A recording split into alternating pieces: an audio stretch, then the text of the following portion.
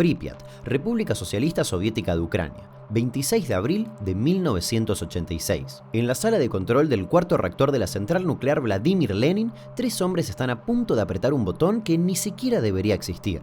Leonid Toptunov tiene 25 años, hace apenas 3 meses que es ingeniero titular de control del reactor. Está en el panel con las manos sudando, mirando números que están mal. La potencia está demasiado baja, el reactor está inestable y el xenón se está acumulando donde no debería. Él había pedido cancelar la prueba hace ya más de una hora atrás, pero alguien le dijo que no. Al lado de Toptunov, un hombre bajito y muy nervioso llamado Alexander Akimov, de 33 años y jefe del turno de la madrugada, también pide cancelar, pero recibe la misma negativa. Quien se los niega es Anatoly Dyatlov, el subjefe de ingeniería de la central. A las 1:23:04, Dyatlov da la orden y comienza un experimento. Durante 50 segundos exactos, el reactor se va a comportar de una manera que nadie en esa sala ni en ningún lugar del mundo está preparado para entender. A la 1:23:40, Akimov grita una orden y Toptunov aprieta un botón de emergencia que supuestamente apaga el reactor. Durante 2 o 3 segundos, como era de esperarse, las barras de control empiezan a bajar, pero después todo pasa a la vez. Primero se siente un temblor y se escucha un estruendo seco y profundo. Luego, un segundo estruendo más fuerte sacude por completo la sala de control. En algún lugar arriba de ellos, una losa de hormigón de 1000 toneladas que cubría el núcleo del reactor acaba de saltar por los aires como una tapa de olla a presión. El techo del edificio del reactor ya no existe y el cielo de Pripyat se torna de un color azul resplandeciente que nunca nadie había visto antes. A raíz de la explosión, un operador de 35 años llamado Valery Homdemchuk, que estaba haciendo una ronda rutinaria, muere automáticamente, pulverizado por la onda expansiva y el calor del núcleo. Su cuerpo nunca se recuperó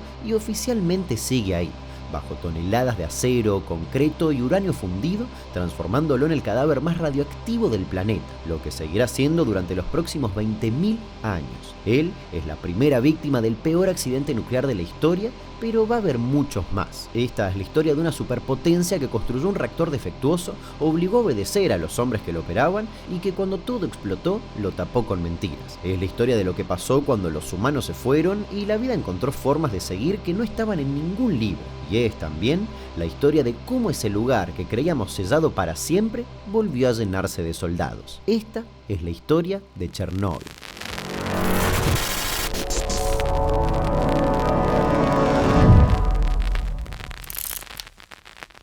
En la Unión Soviética de los años 70, la energía nuclear no era solamente una tecnología, era la prueba de que el comunismo podía ganarle al capitalismo en el terreno más difícil, el de la ciencia dura. Estados Unidos tenía sus reactores, Francia tenía los suyos y la Unión Soviética iba a tener más grandes y más baratos. Así nació el RBMK. Las siglas quieren decir algo como reactor de alta potencia tipo canal. Era un diseño soviético puro, sin equivalente en Occidente. Usaba grafito como moderador, es decir, como freno para que la reacción nuclear se sostuviera a un ritmo controlado, y agua común para refrigerarlo. A diferencia de los reactores típicos estadounidenses, que van dentro de una cápsula gigante de hormigón y acero, cosa de que si algo falla, la radiación quede encerrada ahí, el soviético no tenía edificio de contención. Por el contrario, se construía en una sala de máquinas y lo tapaban con una losa pesada, lo que obviamente era más barato. Además, podría generar más electricidad. Para los planificadores soviéticos era una obra maestra de eficiencia, pero para los físicos, en cambio, era otra cosa,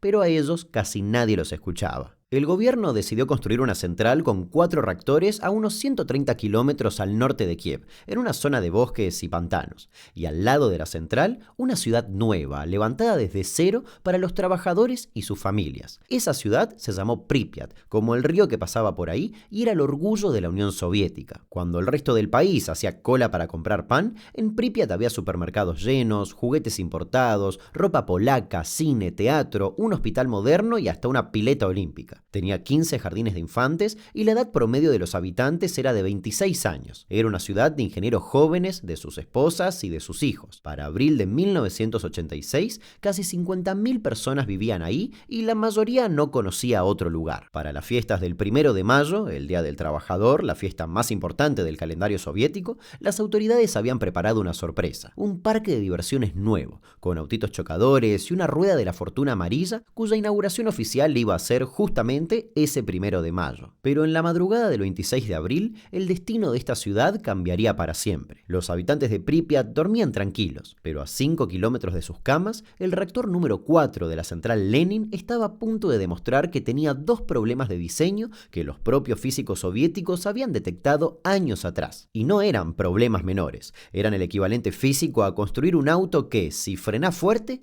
acelera. El primero se llama coeficiente de vacío positivo. Explicado simple es lo siguiente. En un reactor normal, si el agua de refrigeración se empieza a evaporar y se forman burbujas de vapor, la reacción nuclear se desacelera. Es una especie de freno de seguridad natural, porque el agua ayuda a que los neutrones choquen con los átomos de uranio como tiene que ser. Si hay menos agua, hay menos reacción. En el RBMK, por el contrario, cuando se formaban burbujas de vapor, la reacción nuclear se aceleraba. Es decir, cuanto más caliente estaba el reactor, más quería seguir calentándose. En condiciones normales, con el reactor operando a plena potencia, eso no era un problema grave, pero a baja potencia era una bomba de tiempo. El segundo problema era que las barras de control de estos reactores, las que en teoría son su freno, tenían la punta recubierta de grafito. Y esto es clave porque el grafito en un reactor nuclear acelera la reacción en lugar de frenarla. En un reactor normal, al bajar las barras, la reacción se apaga. Pero en el RBMK, los primeros segundos de bajar las barras hacían exactamente lo contrario. La punta de grafito entraba primero, empujaba el agua hacia afuera y disparaba la reacción antes de que la parte absorbente llegara al núcleo.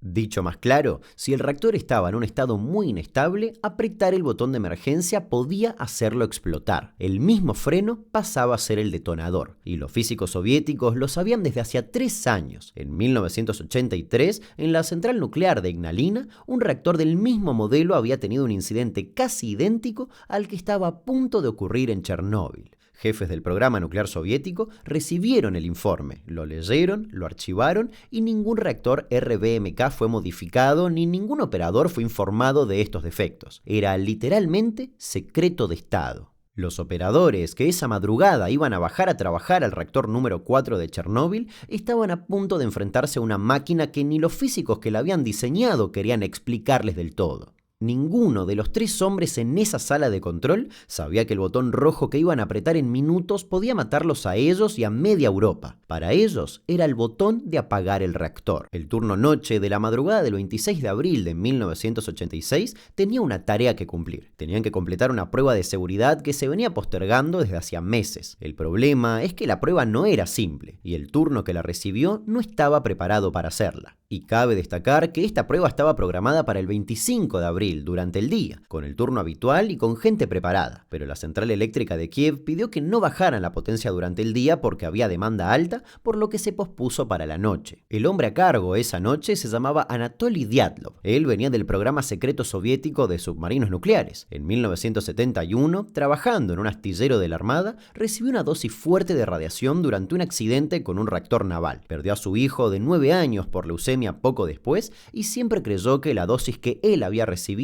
tuvo algo que ver. 15 años más tarde, estaba al frente del peor accidente nuclear de la historia. Era exigente, temperamental y muchos lo describen como autoritario. De hecho, sus subordinados le tenían miedo. Alexander Akimov, de 33 años, era el jefe del turno que empezaba a medianoche. Un ingeniero obediente y respetado por sus compañeros. Tenía esposa, 2 hijos y la mala suerte de estar en ese turno cuando Dyatlov llegó con una orden de sus superiores: terminar la prueba que se venía postergando. También estaba Leonid Toptunov, de 25 años. Era el ingeniero de control del reactor y si bien el puesto que estaba ocupando esa noche era titular, lo tenía hace apenas 3 meses. En los informes posteriores se diría que no tenía la experiencia necesaria para estar en ese puesto en una operación tan delicada. Pocas horas antes de la explosión, Toptunov pidió no hacerlo, pero Dyatlov, según varios testigos, lo amenazó y le dijo que si no subía la potencia, lo iba a reemplazar. Toptunov se quedó y subió la potencia. A 5 kilómetros del reactor, en la estación de bomberos de Pripyat, también empezaba un nuevo turno para otro grupo de hombres. Uno de ellos se llamaba Volodymyr Pravik, de 23 años.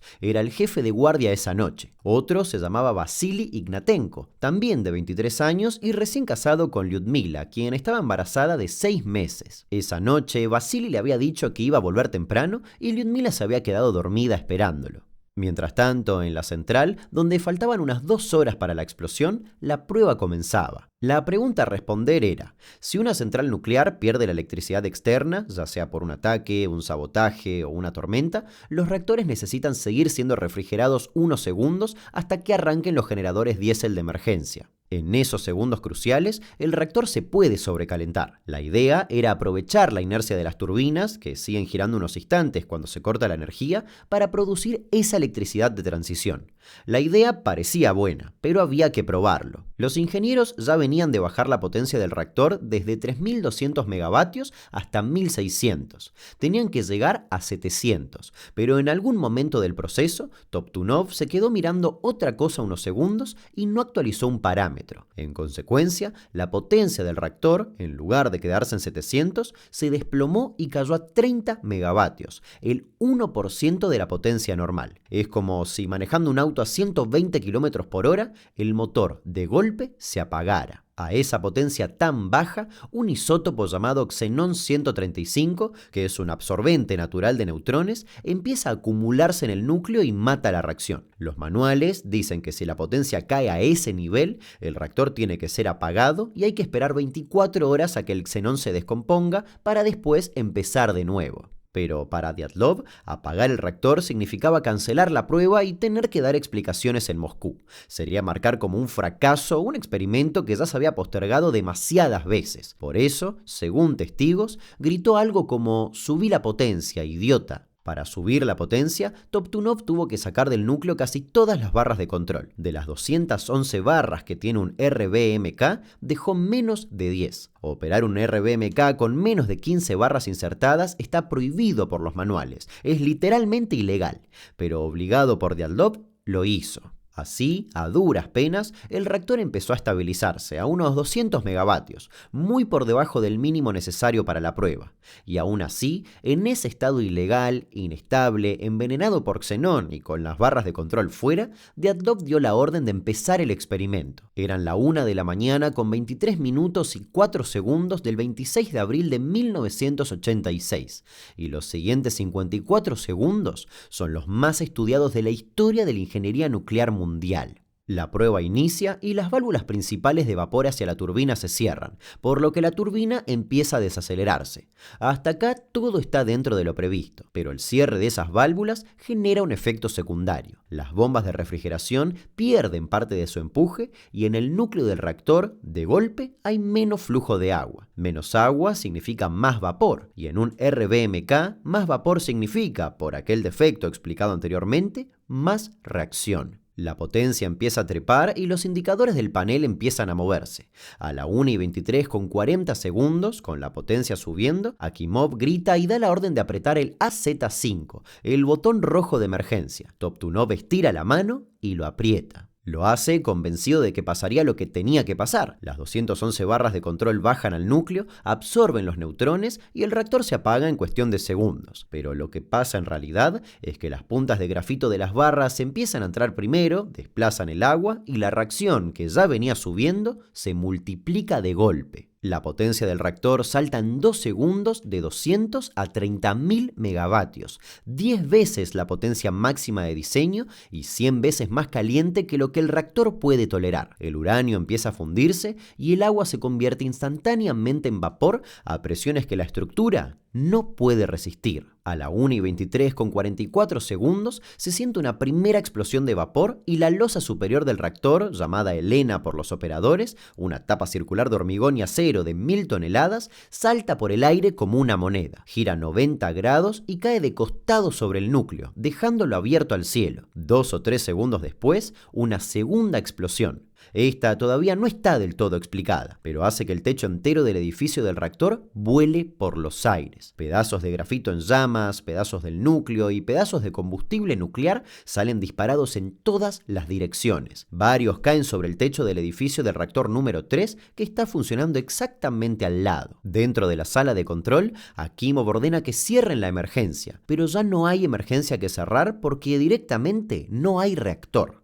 Sin embargo, ellos aún no lo saben. Están convencidos de que el reactor sigue ahí y de que hay que enfriarlo. Por eso, van a mandar a técnicos a abrir válvulas de agua manualmente en pasillos donde el piso está cubierto de grafito radiactivo. Esos técnicos van a absorber dosis mortales antes del amanecer. En la sala de instrumentos, un ingeniero que estaba midiendo presiones es alcanzado por la primera explosión. La onda expansiva le destroza las paredes internas del pecho y queda tirado en medio de sus equipos con quemaduras de vapor en casi todo el cuerpo y pedazos de metal incrustados en la columna. En ese mismo instante, en la estación de bomberos de Pripyat suena la alarma.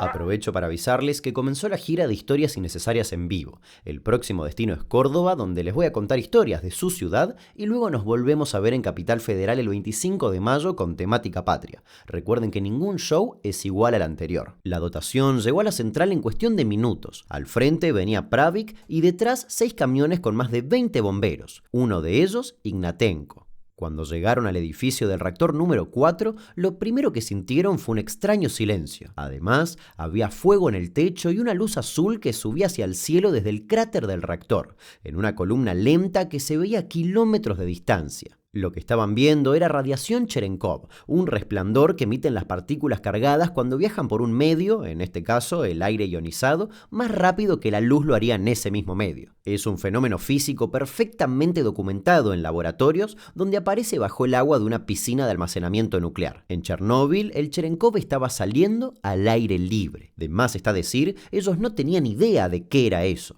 Su misión era subir al techo y cortar la propagación del incendio para que no alcanzara el reactor número 3, que seguía en perfecto funcionamiento. Y eso hicieron. Pravik y su grupo subieron primero, rápidamente, y notaron que el techo estaba cubierto de un material que parecía cenizas duras que al ser pisado se pegaba a las botas. Parecía que había brea caliente. Eso que parecía brea era bitumen del techo derretido, mezclado con pedazos de grafito del núcleo del reactor. Cada pedazo de ese grafito, del tamaño de un puño, emitía miles de röntgens. Pravik estuvo ahí 20 minutos antes de empezar a vomitar. Bajó tambaleando y dijo sentir gusto a metal en la boca, lo que es un síntoma clásico de dosis letal de radiación. Vasily Ignatenko también subió, no al mismo techo, pero sí a una zona muy cercana, donde recibió una dosis de más de 1500 REMS, siendo que la dosis mortal estándar es de 400. Cuando bajó, el primer síntoma fue una piel enrojecida, como si se hubiera quemado con el sol. Después empezó a vomitar y para las 6 de la mañana ya no podía caminar y lo subieron en una ambulancia que lo llevó al hospital de Pripyat. Lyudmila, su esposa, embarazada de 6 meses, se enteró del incendio por una vecina. Fue al hospital y no le permitieron ingresar, pero se las ingenió para pasar igual. Encontró a Vasily en una cama con la cara hinchada pero todavía reconocible. Esa noche, todos los afectados fueron trasladados a un hospital en Moscú. La directora del lugar era Angelina Guskova, la máxima experta soviética en accidentes nucleares. Ella sabía, en cuanto los vio llegar, que la mayoría no iba a sobrevivir. Durante los siguientes 14 días, Lyudmila vio a Vasily morir de la peor manera. La piel se le empezó a desprender, la boca se le llenó de llagas, escupía trozos de sus propios pulmones y no podía comer porque las membranas del esófago se le habían quemado por dentro. Cuando murió, su ataúd fue soldado, metido en una segunda caja de zinc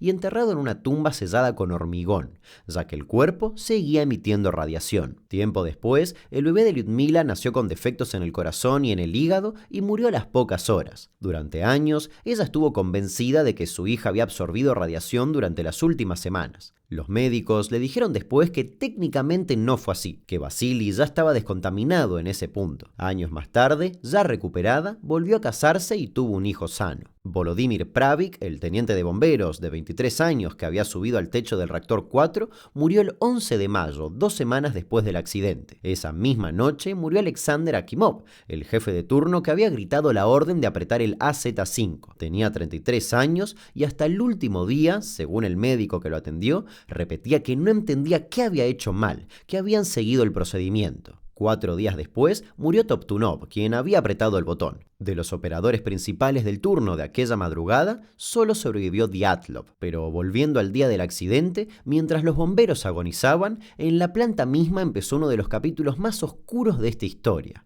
las mentiras. El director de la central, Víctor Bryukhanov, fue despertado en su casa de Pripyat poco después de la explosión. Cuando llegó al búnker de emergencia, pidió lecturas de radiación. Y como los dosímetros de la planta medían un máximo de 3,6 röntgens por hora, todos los aparatos marcaban exactamente eso, 3,6. Bryukhanov llamó a Moscú y reportó ese número. Técnicamente no estaba mintiendo, era lo que todos sus instrumentos marcaban. Sin embargo, la medición real era de 15.000 röntgens por hora, y el único dosímetro que llegaba hasta ese número estaba en un armario cerrado con llave, y la persona que podía abrirlo no estaba. Cuando finalmente pudieron conseguirlo, horas después, los ingenieros lo apuntaron al cráter del reactor y la aguja se clavó en el tope. Sin embargo, el informe oficial que subió a Moscú esa mañana siguió diciendo 3,6. Esa cifra fue la que quedó en los reportes del primer día entero y es la que van a seguir repitiendo los funcionarios soviéticos durante los próximos 3 días. Mientras tanto, en la ciudad de Pripyat nadie sabe absolutamente nada. El sábado 26 amaneció soleado. Los chicos salieron a jugar al aire libre y los 16 casamientos agendados para ese día en el registro civil siguieron su curso. Algunas personas lograron ver una columna blanca y azulada de humo a lo lejos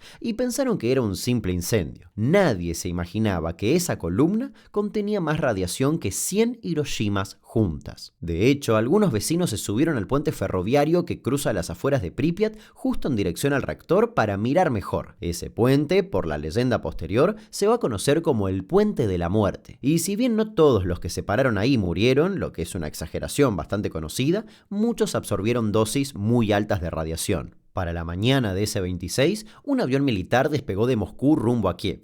A bordo iba la comisión gubernamental completa. La encabezaba Boris Shcherbina, vicepresidente del Consejo de Ministros de la Unión Soviética, un burócrata de carrera que venía de dirigir el Ministerio de la Construcción de Empresas de Petróleo y Gas. No sabía nada de física nuclear, pero tenía autoridad política para dar órdenes que se cumplieran. Al frente del equipo científico viajaba Valery Alexeyevich Legasov, uno de los químicos más prestigiosos del país y subdirector del Instituto Kurchatov. Él era amigo personal del jefe del instituto, Anatoly Alexandrov, uno de los dos hombres que había diseñado el RBMK. Es decir, Legasov llegaba al desastre enviado por uno de los responsables intelectuales del desastre, un dato que durante los próximos 2 años lo iba a ir corroyendo por dentro. Cuando aterrizaron, la situación era tan difusa que muchos de los miembros de la comisión bajaron del avión en traje de oficina y zapatos, sin ropa protectora, ya que oficialmente no la necesitaban. Legasov caminó entre los escombros y empezó a tomar mediciones con los aparatos que había. Cuando vio los números, entendió en cuestión de minutos que la historia oficial de 3,6 röntgens era absurda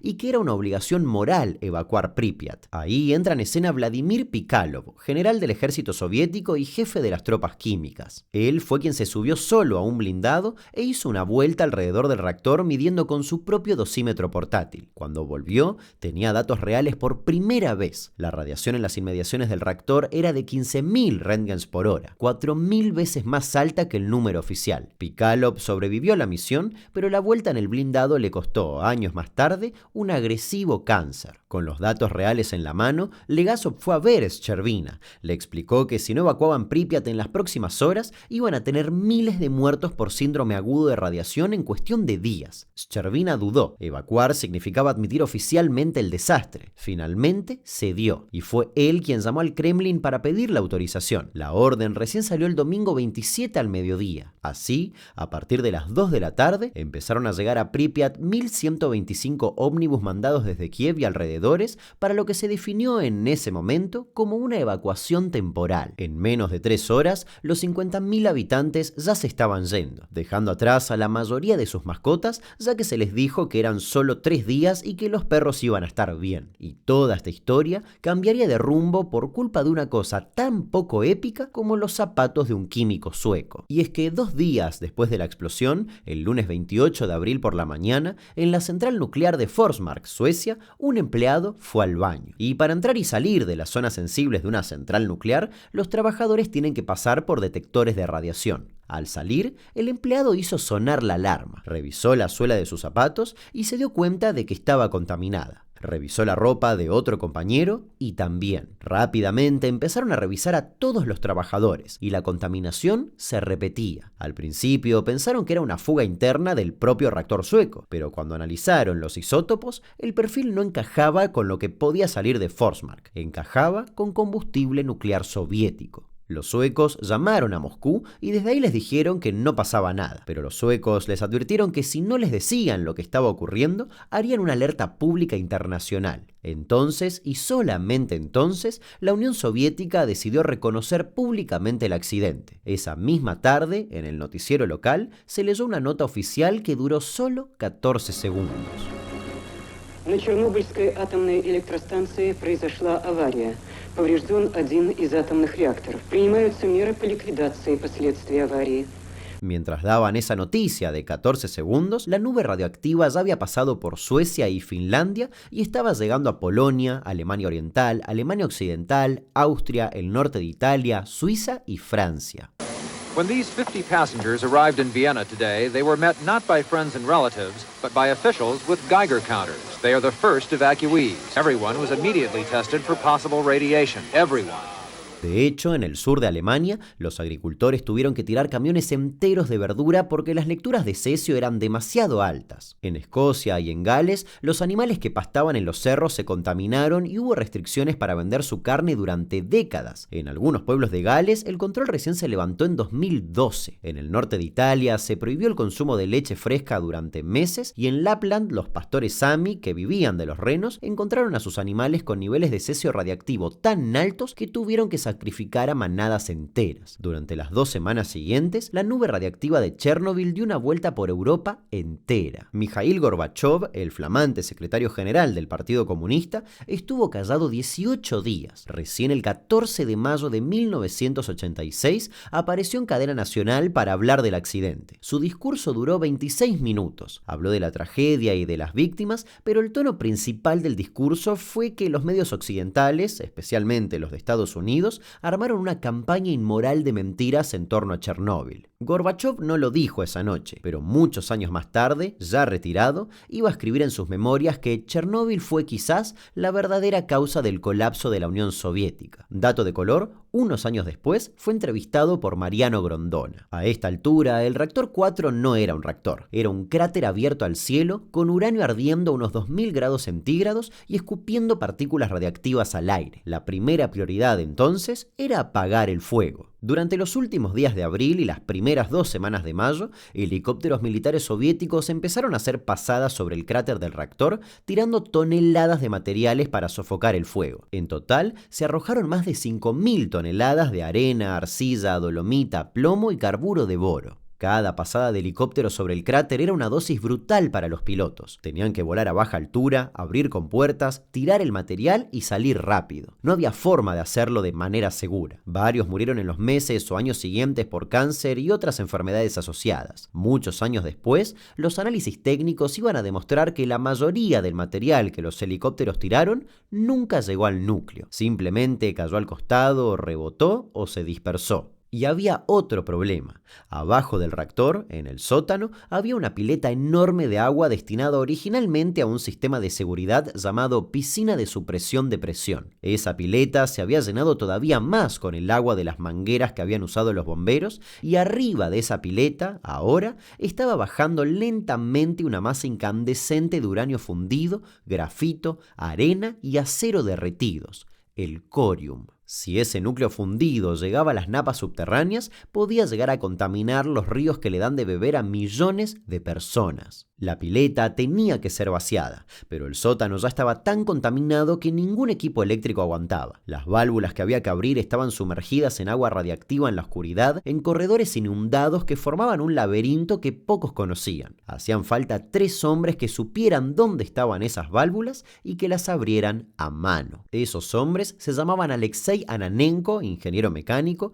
Valery Bespalov, ingeniero de la planta, y Boris Baranov, supervisor de turno. El 6 de mayo de 1986 bajaron por los corredores inundados del reactor 4 con el agua llegándoles a las rodillas, buscando las válvulas en una oscuridad casi total. Finalmente las encontraron, las giraron y el agua empezó a bajar. Los 3 lograron sobrevivir. Durante décadas se dijo que habían muerto al poco tiempo, pero no es así. Alexei y Valery sobrevivieron sin consecuencias agudas y siguen vivos al momento de la publicación de este video, en abril de 2026. Boris Baranov vivió hasta 2005 cuando murió a los 65 años, no por radiación, sino por un problema cardíaco. Lo cierto es que aún con la pileta vacía, el problema del corium seguía ahí. Si el núcleo fundido atravesaba el piso del reactor y llegaba al suelo, iba a contaminar las napas para siempre. La solución técnica era ambiciosa: cavar un túnel por debajo del reactor, instalar un sistema de refrigeración y congelar el suelo con nitrógeno líquido. Y para cavar ese túnel, el gobierno soviético convocó a los mineros. Ellos llegaron en trenes especiales desde las cuencas carboníferas de Tula y de Donbas. Eran más de 400 en total, a los que les contaron lo justo y necesario.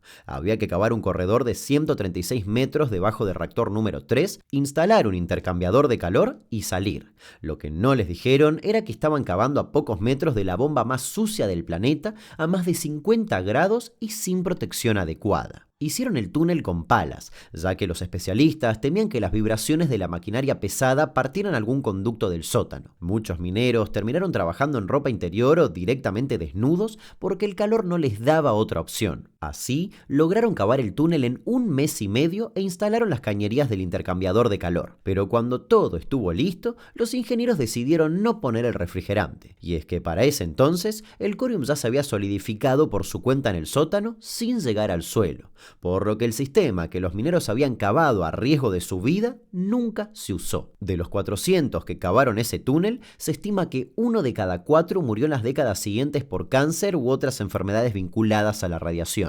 Al mismo tiempo, arriba del reactor 3 había otro problema. El techo había sido bombardeado con pedazos del núcleo del reactor 4 y había trozos de grafito radiactivo y de combustible nuclear esparcidos por toda la superficie. Esos escombros debían ser retirados porque mientras estuvieran ahí, el reactor 3 no podía ser operado con seguridad. Y por eso las autoridades soviéticas hicieron lo lógico. Llamaron a Alemania Occidental y a Japón, los dos países del mundo con mejor tecnología de robótica industrial, y pidieron robots diseñados para trabajar en zonas de alta radiación. Los pusieron en el techo del reactor 3 y al cabo de unos minutos, los robots empezaron a frenar o a apagarse. La razón era que la radiación estaba literalmente friendo los microchips y los circuitos, convirtiéndolos en chatarra en cuestión de horas. La única opción que quedaba era mandar hombres. En total, fueron 3.828 soldados y reservistas a los que apodaron biorobots. A cada uno le dieron un delantal de plomo casero improvisado en talleres locales. La orden era clara. En 90 segundos, cada uno tenía que subir corriendo al techo, agarrar un pedazo de grafito con una pala, tirarlo por el borde del techo al cráter del reactor y bajar corriendo. Ellos fueron solo una fracción de un ejército mucho más grande. La Unión Soviética movilizó alrededor de 600.000 personas para hacer frente al desastre. Los llamaron liquidadores porque su misión oficial era liquidar las consecuencias del accidente. Eran soldados del Ejército Rojo, reservistas llamados a filas, bomberos, mineros, ingenieros, médicos, conductores de camión, pilotos de helicóptero, obreros de la construcción, choferes de ómnibus, cocineros, soldadores y peones que vinieron de todas las repúblicas soviéticas. Algunos firmaron como voluntarios porque les prometieron salarios altos, apartamentos en Moscú o ascensos en el partido. Otros fueron literalmente sacados de sus casas por reclutadores militares en plena noche, cargados en trenes y llevados a la zona sin saber, en muchos casos, ni siquiera para qué. Les entregaron dosímetros que no funcionaban, trajes de tela que no filtraban absolutamente nada y máscaras que no cerraban bien. Las dosis que absorbieron se subestimaron sistemáticamente en los registros para que nadie supere los límites legales en el papel. De esos 600.000, se estima que al menos 60.000 murieron en las 3 décadas siguientes y que más de 100.000 quedaron con discapacidades permanentes. Otros estudios, menos conservadores, llevan la cifra bastante más arriba. Para diciembre de 1986 ya habían pasado 7 meses desde la explosión. La zona alrededor del reactor 4 estaba sellada con un sarcófago de hormigón y acero construido a las apuradas por ingenieros soviéticos que también absorbieron dosis masivas. Para este momento, un equipo de científicos empezó a recorrer los sótanos con dosímetros, cámaras y equipo mínimo. Así, encontraron algo nuevo. Una masa negra de unas 2 toneladas, brillante y arrugada, pegada al piso, que parecía haber fluido desde un pasillo superior como si fuera lava. Tenía pliegues y protuberancias como si fuera la pata de un elefante. Y de hecho, ese fue el nombre que le quedó: Al analizarla, descubrieron lo que era: corium puro, uranio fundido, combinado con arena, hormigón, grafito, acero, plomo, circonio, todo mezclado por el calor infernal de la explosión, escurrido por los conductos del reactor y enfriado lentamente mientras bajaba por los pisos hasta solidificarse en una masa única. La superficie de la pata de elefante emitía entre 8.000 y 10.000 röntgens por hora. Para ponerlo en perspectiva, estar al lado durante 5 minutos ya era una dosis letal. Estar al lado durante 1 hora era convertirse literalmente en un cadáver con forma humana. Los primeros intentos de estudiarla fueron un fracaso. Primero mandaron a un soldado con un martillo y luego a otro con un cincel, pero las herramientas simplemente rebotaban. Y es que la pata de elefante era más dura que el hormigón. La solución fue insólita. Le dispararon con un fusil Kalashnikov desde un pasillo adyacente para arrancarle pedazos y poder analizarlos. 10 años más tarde, en 1996, un inspector llamado Artur Kornejev, subdirector del proyecto del nuevo confinamiento, entró al sótano con una cámara automática vieja y una linterna. Puso la cámara en modo temporizador y se paró al lado de la pata de elefante. El resultado fue una foto borrosa con un hombre medio fantasmagórico al lado de un monstruo negro. Durante años, la foto circuló por internet con la leyenda de que el hombre había muerto poco después, pero Kornejev vivió hasta 2022, cuando murió a los 73 años de cáncer. Esa pata de elefante sigue ahí hasta el día de hoy y sigue liberando radiación, aunque ya no tanta como antes. Lentamente se está resquebrajando y las grietas que se van formando son un objeto de estudio para los físicos, ya que nadie sabe bien qué va a pasar cuando se rompa del todo. Lo cierto es que para julio de 1987 la Unión Soviética necesitaba un culpable, y los hombres elegidos eran los únicos que no eran los verdaderos responsables. Pero eso ya no importaba. El juicio se hizo en la Casa de la Cultura de la propia ciudad de Chernóbil, a pocos kilómetros del reactor. Eligieron ese lugar justamente para que fuera simbólico, juzgar al desastre en su escenario. Los principales acusados fueron 3: Víctor Bryukhanov, el director de la central, Nikolai Fomin, el ingeniero jefe, y Anatoly Dyatlov, el que había dirigido la prueba aquella madrugada. Bryukhanov estuvo resignado durante todo el juicio. Fomin intentó quitarse la vida en la celda durante el proceso y Dyatlov se defendió con ferocidad. Hasta el final de su vida insistió en que los verdaderos culpables eran los diseñadores del reactor, que le habían entregado una máquina fallada y que le habían ocultado los defectos. Y si bien tenía razón, eso no les sirvió de nada. Los 3 fueron condenados a 10 años en un campo de trabajo y otros 2 acusados menores recibieron penas de entre 3 y 5 años. Ningún diseñador del RBMK fue llevado a juicio. Y en agosto de 1986, menos de 4 meses después del accidente, Valery Legasov fue enviado a Viena a presentar ante la comunidad internacional el informe oficial soviético sobre Chernóbil. Era un acto diplomático enorme. Occidente quería saber qué había pasado y los soviéticos querían lavarse de responsabilidades. Legasov se paró ante cientos de científicos extranjeros y durante varias horas presentó un informe detallado y honesto en varios aspectos técnicos. Lo que no dijo, probablemente porque no se lo permitieron, fue que el reactor RBMK tenía aquellos defectos de diseño letales conocidos desde hacía años. Así, presentó el accidente como una falla operativa. El turno de la madrugada había violado los procedimientos, los operadores eran los responsables y el diseño del reactor era básicamente correcto. Legasov sabía que eso era en buena parte mentira. Sabía que Alexandrov, su jefe y padre del RBMK, había callado el defecto durante años. Sabía que los operadores de aquel turno habían sido empujados a cometer un error que cualquier reactor bien diseñado no debería haber castigado con una enorme explosión. Pero lo dijo igual. Después volvió a Moscú y empezó a deprimirse. Durante los 2 años siguientes, Legasov trató de cambiar las cosas desde adentro. Intentó que los RBMK de toda la Unión Soviética fueran modificados para eliminar el defecto del grafito y lo consiguió a medias. Intentó que la Academia de Ciencias lo eligiera para un puesto importante, pero lo bloquearon. Intentó publicar un informe más honesto, sin los maquillajes del informe de Viena, pero se lo rechazaron. A principios de 1988 grabó 5 cintas de cassette donde contaba absolutamente todo y las dejó escondidas en su apartamento. El 26 de abril, en el segundo aniversario del accidente, pasó el día deprimido. Al día siguiente, un día antes de que tuviera que presentar los resultados de una investigación sobre las causas del desastre, lo encontraron colgado en el hueco de la escalera de su edificio en Moscú. Las cintas aparecieron después. Algunas llegaron a manos del diario Pravda y fueron publicadas. En una de ellas, con la voz cansada, Legasov dijo sobre su jefe: Lo admiro, pero a la vez lo odio. Se dedicó toda su vida a un diseño que no solo era peligroso, sino que ya había mostrado signos de ser peligroso años antes del accidente y nunca dijo una palabra. 5 años después, en diciembre de 1991, la bandera roja con la hoz y el martillo descendió por última vez.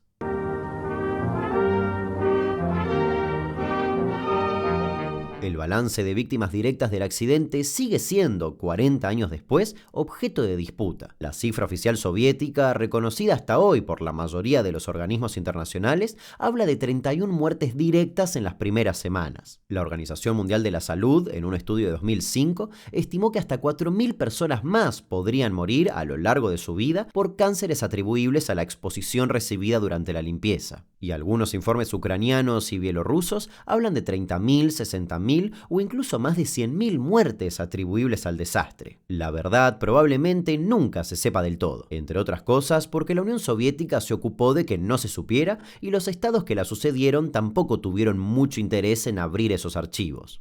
Durante las primeras horas de la explosión, la nube radiactiva cargó con enormes cantidades de un isótopo llamado yodo-131, que tiene una particularidad. El cuerpo humano lo confunde con yodo normal y lo envía directo a la glándula tiroides. Y en los niños, cuya tiroides es mucho más activa y está en plena formación, el efecto es devastador. En las regiones de Bielorrusia, norte de Ucrania y oeste de Rusia, miles de chicos tomaron leche de vacas que habían pastado en pastos contaminados, comieron vegetales de huerta y respiraron polvo cargado de yodo. Durante los primeros días, cuando una dosis de yodo común en pastillas habría saturado la tiroides y bloqueado la absorción del radioactivo, las autoridades soviéticas no repartieron nada para no sembrar pánico. Esa decisión tuvo consecuencias concretas y verificables. A partir de los años 90, los registros médicos de Bielorrusia empezaron a mostrar algo nunca visto: una explosión de cáncer de tiroides en chicos y adolescentes. En condiciones normales, el cáncer de tiroides infantil es extremadamente raro, menos de un caso por millón, pero entre 1991 y 2015 se diagnosticaron más de 7.000 casos. La gran mayoría en personas que tenían menos de 18 años en 1986. La zona de exclusión de Chernóbil al día de hoy tiene 2.600 kilómetros cuadrados. Adentro de esa zona, hasta 1986, había 350.000 personas distribuidas entre Pripyat, Chernóbil ciudad y decenas de pueblitos más chicos. Cuando se los evacuó, como dijimos, dejaron casas, autos, campos, escuelas y, sobre todo, mascotas. Por eso, los perros de Pripyat son, al día de hoy, uno de los ecosistemas caninos más estudiados del mundo. Entre 2017 y 2023 se llevó a cabo el estudio más grande jamás hecho sobre perros expuestos a radiación crónica de fondo, analizando el ADN de más de 300 perros que viven dentro de la zona de exclusión.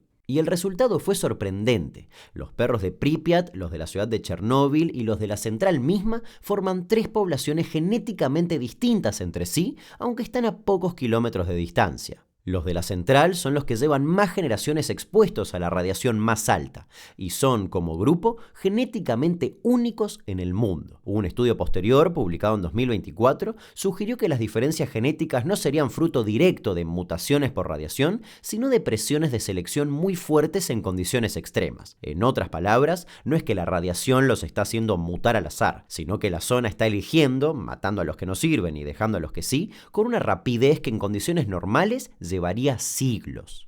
Los lobos grises, que estaban casi extintos en el norte de Europa, volvieron solos, caminaron desde Bielorrusia y ocuparon el territorio vacío. Hoy, dentro de la zona de exclusión, la densidad de lobos es 7 veces mayor que en las reservas naturales ucranianas vecinas. En 2024, se descubrió que esos lobos estaban recibiendo todos los días una dosis de radioactividad unas 6 veces más fuerte que el límite legal para un trabajador humano. Y, sin embargo, están espectacularmente sanos. Sus análisis sanguíneos muestran que parecen haber desarrollado en apenas unas 30 generaciones una resistencia al cáncer superior a la de los lobos fuera de la zona. Además, en los 90, un grupo de conservacionistas tuvo la idea de usar la zona de exclusión como reserva para una especie en peligro crítico, el caballo de Przewalski, la única especie verdaderamente salvaje de caballo que quedó en el mundo, una línea genética que nunca fue domesticada. A fines del siglo XX solo quedaban unos pocos centenares en cautiverio. Los conservacionistas soltaron algunos ejemplares en la zona de exclusión pensando que al no haber humanos podrían prosperar. Y prosperaron más de lo que nadie imaginaba. Hoy hay entre 150 y 200 de estos caballos salvajes galopando en manadas por los alrededores de Pripyat y de Chernóbil ciudad. El oso pardo, extinto en Ucrania hace casi un siglo, volvió en 2014, también caminando desde los bosques de Bielorrusia. Los linces eurasiáticos están establecidos, los alces europeos, los jabalíes y los ciervos son abundantes, mientras que las águilas pescadoras, especie que está en peligro en todo el continente, tiene una población estable que anida cerca del río Pripyat. Fuera de la zona, estos animales compiten con humanos por territorio y muchos se extinguen lentamente. Dentro de la zona, la radiación parece ser un precio aceptable comparado con la ausencia de los humanos. En otras palabras, sí, prácticamente somos más peligrosos que la radiación. Además, en algunos estanques de la zona, biólogos ucranianos encontraron ranas completamente negras, ranas arborícolas que en el resto del mundo son de un color verde brillante. La hipótesis principal es que la pigmentación oscura, por exceso de melanina, ayuda a las ranas a absorber y disipar parte de la radiación. En solo 37 años, desarrollaron un color nuevo para sobrevivir en un ambiente radioactivo. Pero lo más alucinante de todo está debajo, en el sótano del propio reactor 4, en las paredes cerca de la pata del elefante, en las salas inundadas de agua radiactiva. A fines de los años 80, científicos ucranianos encontraron algo creciendo, una capa oscura casi negra pegada a las paredes. Al principio creyeron que era óxido, pero al estudiarla resultó ser un hongo negro llamado Cladosporium sphaerospermum, conocido en biología como un hongo pigmentado. Lo raro es que no debería estar ahí. En condiciones normales, un hongo no crece dentro de un reactor nuclear. Pero al analizarlo, descubrieron no solo que el hongo efectivamente podía crecer ahí, sino que crecía mejor cuanta más radiación había. El mecanismo, según los investigadores, también involucra la melanina. En ese hongo, la melanina parece actuar como una especie de clorofila radiactiva. Captura la energía de la radiación gamma y la convierte en energía química. Es un proceso al que bautizaron radiosíntesis, como analogía con la fotosíntesis. En 2019, la Estación Espacial Internacional llevó una pequeña muestra de este hongo a órbita para ver cómo reaccionaba a la radiación del espacio exterior. El hongo no solo sobrevivió, sino que creció formando una capa fina que logró bloquear parte de la radiación cósmica medida del otro lado. La NASA, por lo tanto, está estudiando seriamente la posibilidad de usar una capa de este hongo o de materiales bioinspirados en él como escudo de radiación para las futuras misiones tripuladas a Marte. Y hay una última categoría de habitantes de Chernóbil, los samoselios. La palabra quiere decir algo como los que se instalan por cuenta propia, y se refiere a los viejos ucranianos y bielorrusos que después de la evacuación forzada de 1986 volvieron a sus pueblos en la zona de exclusión. De hecho, algunos no llegaron a irse nunca. Otros escaparon de los hogares a los que los habían mandado y volvieron caminando. La mayoría eran campesinos o gente vieja, mujeres más que hombres, que preferían morir en la casa en la que habían nacido antes que vivir en un departamento de cemento en un suburbio de Kiev. En 1986, el gobierno soviético los buscaba para sacarlos. En los años 90, ya con la independencia de Ucrania, los dejaron de perseguir. A mediados del 2000, el gobierno ucraniano decidió no solo tolerarlos, sino que darles servicios mínimos. Un autobús semanal con pan y querosén, un médico itinerante que pasaba cada tanto y un cartero. En su pico, los samoselios eran cerca de 1200. Vivían en los pueblos abandonados, cultivando papas en tierra que oficialmente era tóxica y pescando en los ríos, cazando jabalíes y criando gallinas, todos animales que viven en suelo contaminado. La comunidad de samoselios se fue apagando sola, a medida que se hacían viejos. Para 2007 eran 314 y en 2014 menos de 200. Y después vino 2022. La invasión rusa de Ucrania atravesó la zona de exclusión y lo que quedaba de la comunidad quedó aislada. Hoy, en 2026, queda apenas un puñado y todos por encima de los 80 años. Algún día, dentro de poco, morirá el último de ellos y ese será el último habitante humano nacido antes del accidente que se negó a abandonar su tierra. Cuando eso pase, Chernóbil va a quedar definitivamente en manos de la naturaleza. Durante décadas, Chernóbil fue un lugar raro pero relativamente tranquilo. Turistas, youtubers, científicos. En 2016, Ucrania terminó de construir una pieza de ingeniería increíble, el nuevo confinamiento seguro. Un arco de acero gigante de 36.000 toneladas, 108 metros de alto y 257 metros de ancho. Fue, hasta el día de su colocación, la estructura móvil más grande jamás construida en tierra firme. La montaron a unos cientos de metros del reactor 4 sobre rieles de teflón y después la deslizaron hidráulicamente hasta ponerla por encima del viejo sarcófago soviético. Tardaron 4 días en mover el arco. Costó 1.500 millones de euros, que fueron aportados por un consorcio de más de 40 países, y estaba diseñado para durar 100 años. Pero 100 años es mucho tiempo. Y en ese lapso todo puede cambiar, y más en esta actualidad. El 24 de febrero de 2022, a las 5 de la mañana, tanques del ejército ruso cruzaron la frontera bielorrusa y entraron a Ucrania por varios puntos a la vez. Uno de esos puntos fue específicamente la zona de exclusión de Chernóbil, ya que era el camino más corto desde Bielorrusia hasta Kiev, y nadie iba a poner tanta resistencia ahí. Al atardecer del mismo 24, los tanques rusos habían cruzado el Bosque Rojo, un pedazo de bosque cerca del reactor 4 cuya arboleda se había puesto marrón por la radiación y que hoy es uno de los ecosistemas más contaminados del planeta. Los tanques, al pasar, levantaron polvo. Ese polvo es radiactivo y los soldados, sin equipo de protección, lo respiraron. Lo mismo pasó cuando cavaron las trincheras. Finalmente, los rusos tomaron la central. Los 170 trabajadores ucranianos que estaban en turno esa mañana quedaron como rehenes de facto, trabajando bajo supervisión militar durante semanas y sin cambio de turno, haciendo mantenimiento del sarcófago y de los sistemas de monitoreo, ya que alguien lo tenía que hacer o el reactor 4 volvería a ser un problema para todo el continente. En abril de 2022, los rusos abandonaron Chernóbil, pero el problema no terminó ahí. En la primavera de 2024, un incendio forestal se desató en una zona del norte de la zona de exclusión. Los bomberos ucranianos fueron hasta la línea que podían cruzar y ahí se frenaron, ya que más adentro el área todavía estaba bajo influencia de los combates y no era seguro entrar. El fuego ardió durante días. Ardieron troncos contaminados, hojas contaminadas y pasto contaminado, y el humo llevó partículas al aire y los niveles de radiación en los alrededores volvieron a subir. Y el 14 de febrero de 2025, a las 2 de la madrugada, un dron de fabricación iraní, de los que los rusos usan para atacar ciudades, impactó contra el nuevo confinamiento seguro. Le perforó las dos capas, la externa y la interna. La estructura móvil más grande del planeta, que había costado 1.500 millones de euros y que estaba diseñada para durar 100 años, quedó con un agujero hecho por un dron de $50.000 en 40 minutos. Sin embargo, no hubo liberación masiva de radiación, ya que el interior del reactor 4 ya no tiene la actividad que tenía en el 86. Pasaron 40 años desde aquella trágica madrugada. Al lado del reactor 4, los reactores 1, 2 y 3 siguieron generando electricidad durante años. El último se apagó el 15 de diciembre del 2000, 14 años después del accidente, a pedido de la comunidad internacional. En la ciudad de Pripyat, la rueda de la fortuna amarilla sigue parada exactamente en la misma posición en la que estaba esperando su inauguración del 1 de mayo. Los musgos crecen encima del asfalto y los abedules dentro de los departamentos.